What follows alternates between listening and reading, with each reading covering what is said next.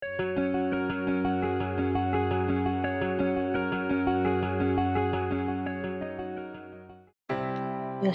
pasal 7 ayat 1-26. Dosa dan hukuman Akan. Tetapi orang Israel berupa setia dengan mengambil barang-barang yang dikhususkan itu.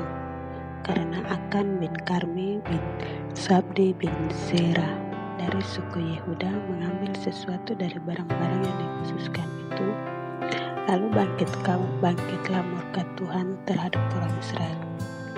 Yosua menyuruh orang dari Yeriko ke Ai yang letaknya dekat Bet Awen di sebelah timur Betel dan berkata kepada mereka demikian, "Pergilah ke sana dan intailah negeri itu." Maka pergilah orang-orang itu ke sana dan mengintai kota Ai. Kemudian kembalilah mereka kepada Yosua dan berkata kepadanya, "Tidak usah seluruh bangsa itu pergi, biarlah hanya kira-kira 2 atau 3.000 orang pergi untuk menggempur Ai itu. Janganlah kau susahkan seluruh bangsa itu dengan berjalan ke sana, sebab orang-orang di sana sedikit saja." Maka berangkatlah kira-kira 3.000 orang dari bangsa itu ke sana, tetapi mereka melarikan diri di depan orang-orang Ai, sebab orang-orang Ai menewaskan kira-kira 36 orang dari mereka. Orang-orang Israel itu dikejar dari depan pintu gerbang kota itu sampai ke Syebarim dan dipukul kala di lereng. Lalu tawarlah hati bangsa itu amat sangat. Yosua pun mengoyakkan jubahnya dan sujudlah ia dengan mukanya sampai ke tanah di depan tabut Tuhan hingga petang bersama dengan para tua-tua orang Israel sambil menaburkan debu di atas kepalanya. Dan berkatalah Yosua, "Ah Tuhanku Allah, mengapa engkau menyuruh bangsa ini menyeberangi sungai Yordan, supaya kami diserahkan kepada orang Amori untuk dibinasakan?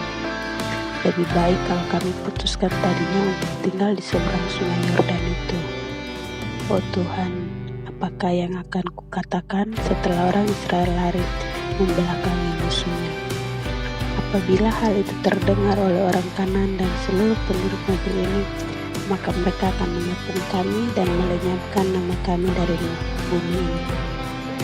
Dan apakah yang akan kau lakukan untuk memulihkan namamu yang besar itu?"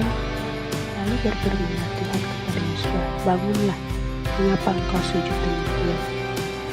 Orang Israel telah berbuat dosa, mereka melanggar perjanjianku yang kuperintahkan kepada mereka.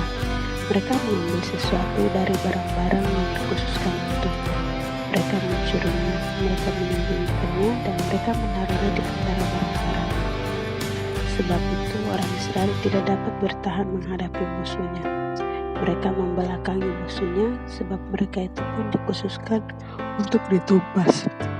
Aku tidak akan menyertai kamu lagi jika barang-barang yang dikhususkan itu tidak kamu gunakan dari tengah-tengahmu.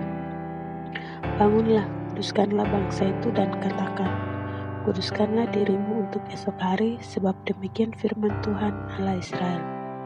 Hai orang Israel, ada barang-barang yang dikhususkan di tengah-tengahmu.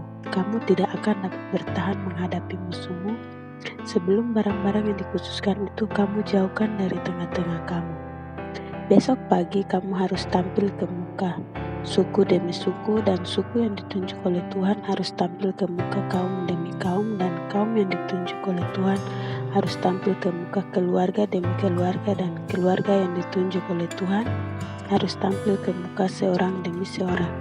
Dan siapa yang didapati menyimpan barang-barang yang dikhususkan itu akan dibakar dengan api, ia dan segala sesuatu yang ada padanya, sebab ia telah melanggar perjanjian Tuhan dan berbuat noda di antara orang Israel.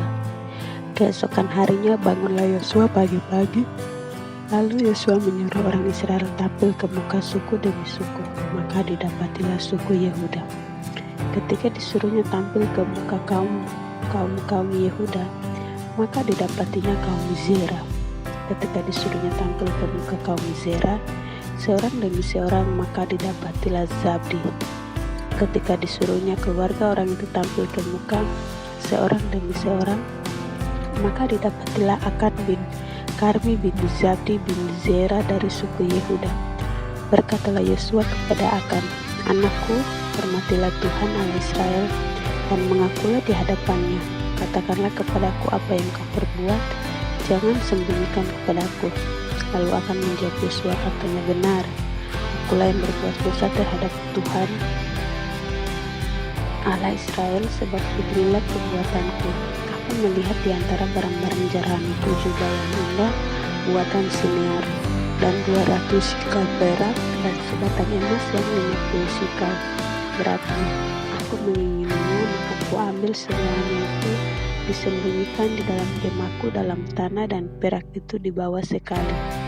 Lalu Yosua menyuruh orang segera pergi ke kemah itu, dan sesungguhnya semuanya itu disembunyikan dalam kemah Akan, dan perak itu ada di bawah sekali. Maka mereka mengambil semuanya itu dari dalam kemah, lalu membawanya kepada Yosua dan kepada semua orang Israel dan mencurahkannya di hadapan Tuhan. Kemudian Yosua beserta seluruh Israel mengambil akad Sisera dan perak juga dan emas sebatang itu, anak-anaknya yang laki-laki dan perempuan, lepunya, keledainya, dan kambing dombanya, kemahnya, dan segala kepunyaannya. Lalu semuanya itu dibawa ke lembah Akor. Berkatalah Yosua, seperti engkau mencelakakan kami, maka Tuhan pun mencelakakan engkau pada hari ini. Lalu seluruh Israel melontari dia dengan batu. Semuanya itu dibakar dengan api dan dilempari dengan batu. Sesudah itu didirikanlah di atasnya suatu timbunan batu yang besar yang masih ada sampai sekarang. Lalu surutlah murka Tuhan yang bernyala-nyala itu. Oleh sebab itu nama tempat itu sampai sekarang disebut Lembah Akor. Amin. Dari pasal 7 kita belajar bahwa penyertaan Tuhan itu tidak ada pada orang yang hidup dalam dosa. Karena Tuhan itu kudus, maka Tuhan tidak berkompromi dengan yang namanya dosa. Itu menurut saya. Sekarang giliran teman-teman.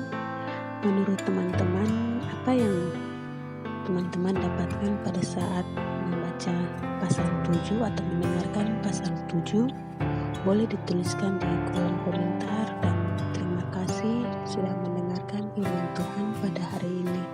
God bless you.